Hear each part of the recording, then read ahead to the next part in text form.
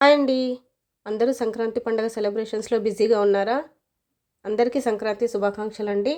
మన తెలంగాణలో సంక్రాంతికి చేసే పిండి వంటలు అనగానే మొదటగా గుర్తుకు వచ్చేవి సకినాలు, అలాగే అరిసెలు. సో, ఇక్కడ సకినాల పిండి ఎలా ప్రిపేర్ చేయాలో చూపిస్తున్నామండి. సో, మేము 5 కేజీల సకినాల పిండి అయితే ప్రిపేర్ చేస్తున్నాము. సో, ఇందుకు ఒక రోజు ముందుగా బియ్యాన్ని నానబెట్టుకొని, మరుసటి రోజు నీరంతా కూడా వంపేసుకొని, ఆ తడి బియ్యాన్ని పిండి పట్టించుకోవాలన్నమాట.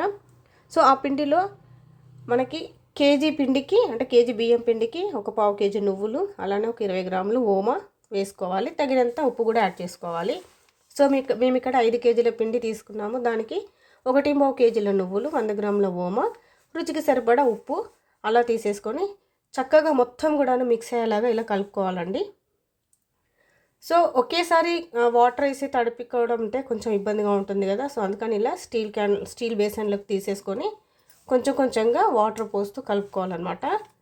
సో ఇక్కడ పిండి మన బియ్యం ఎంత చక్కగా నానితే అంత చక్కగా చకినాలు వస్తాయి. అట్లనే ఎంత చక్కగా మనం ఇలా కలుపుతామో అంత మంచిగా కూడా సకినాలు చుట్టడము, అలానే కాల్చేటప్పుడు విరగకుండా రావడం అనేది జరుగుతుందన్నమాట. సో అందుకే ఇలా చక్కగా అయితే సపరేట్గా కలిపి ఒక పెద్ద గిన్నెలోకి తీసేసుకొని చకినాలు చుట్టుకోవాలన్నమాట. సో చాలా చక్కగా కరకరలాడుతుండే చకినాలు అయితే రెడీ అవుతాయండి. సో చూస్తున్నారు కదా. మీలో ఎంతమందికి చకినాలు చుట్టడం వచ్చో కామెంట్ చేయండి. Thank you for watching.